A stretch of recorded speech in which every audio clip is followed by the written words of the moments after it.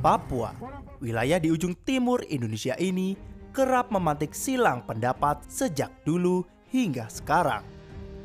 Banyak nyawa berguguran dari awal masuknya Papua ke Indonesia. Bahkan setelah lebih dari 50 tahun sejak Perpera pada tahun 1969, korban nyawa berguguran dari rakyat sipil Papua masih terus terjadi hingga sekarang.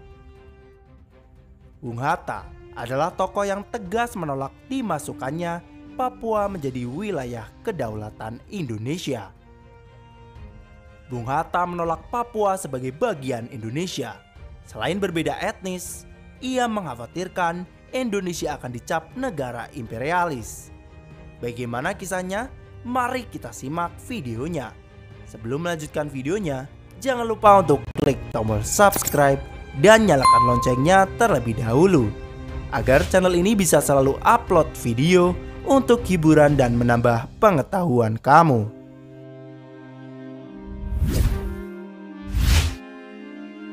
Berbeda dengan mayoritas anggota BPUPKI yang menginginkan Indonesia merdeka meliputi seluruh negeri Hindia Belanda, Malaya, Borneo Utara, Timur Portugis, dan Papua, Hatta adalah kekecualian. Menurutnya, Indonesia cukup meliputi negeri Hindia Belanda saja. Adapun Papua yang disebut-sebut kaya dan punya ikatan sejarah dengan Nusantara tidaklah masuk dalam keluarga besar Republik Indonesia. Pada sidang BPUPKI 11 Juni 1945, Hatta berkata, "Saya sendiri ingin mengatakan bahwa Papua sama sekali tidak saya pusingkan. Bisa diserahkan kepada bangsa Papua sendiri. Bangsa Papua juga berhak menjadi bangsa merdeka." Menurut Hatta, memasukkan Papua yang secara etnis berbeda dapat menimbulkan prasangka bagi dunia luar. Bertolak dari hukum internasional yang berlaku, tuntutan atas wilayah ini akan menjadi kesan Indonesia memiliki nafsu imperialistis. Kecuali rakyat Papua sendiri yang menginginkan bergabung, Hatta tidak menolak.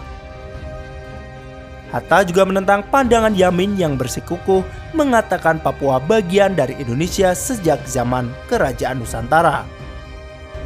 Yamin secara panjang lebar menguraikan pendapatnya soal Papua lewat analisis historis, politik, dan geopolitik.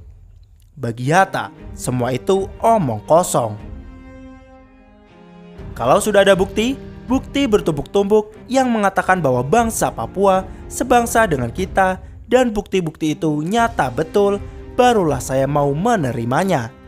Tetapi buat sementara saya hanya mau mengakui bahwa bangsa Papua adalah bangsa Melanesia. Ketimbang Papua, Hatta lebih cenderung mempertimbangkan Malaya dan Borneo Utara. Pasalnya, rakyat di kedua wilayah ini yang kini menjadi negeri Malaysia sama-sama beretnis serumpun Melayu, seperti halnya Indonesia. Oleh karena itu, Hatta mempertahankan usulannya agar wilayah Indonesia terdiri dari Hindia Belanda dan Malaya minus Papua.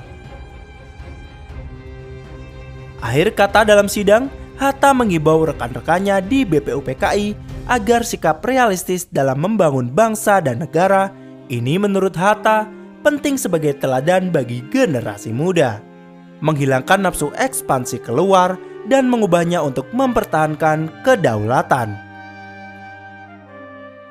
Marilah kita mendidik pemuda kita supaya semangat imperialisme meluap ke dalam, membereskan pekerjaan kita ke dalam, yang masih banyak harus diperkuat dan disempurnakan. Sayangnya, gagasan Hatta harus kandas dalam pemungutan suara. Konsep kesatuan gagasan Yamin dan Soekarno lah yang diterima dengan perolehan suara terbanyak. Meski kalah dalam BPUPKI, Hatta tetap konsisten dalam pendapatnya soal Papua. Ini pun disampaikan Hatta kepada Menteri Luar Negeri Belanda, Dick Sticker, dalam sebuah perundingan pada November 1948. Sejarawan Belanda Peter Drucliffer mencatat, Hatta mengulangi kepada stiker pendiriannya yang bertahun-tahun silam sudah diutarakan dalam BPUPKI, yaitu bahwa ia tidak berminat terhadap Papua karena tidak termasuk Indonesia. Bagi stiker, pernyataan Hatta ini merupakan ucapan penting.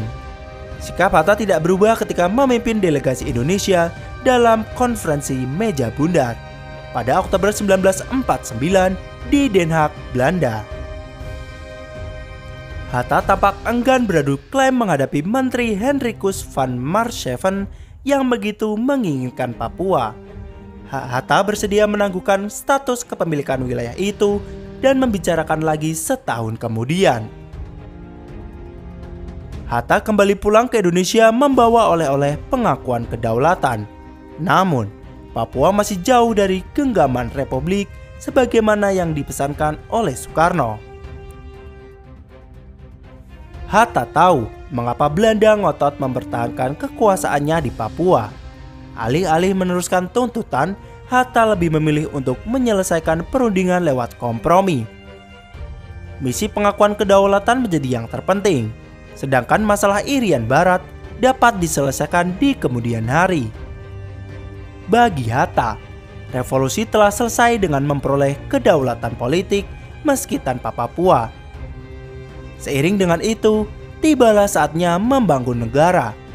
Namun, tidak demikian halnya dengan kaum Republikan lain yang mendambakan kekuasaan Indonesia dari Sabang sampai Merauke. Kendati sudah menjadi bagian dari Republik Indonesia, siapa sangka soal Papua malah menjadi batu sandung Indonesia dalam pergaulan internasional hingga kini.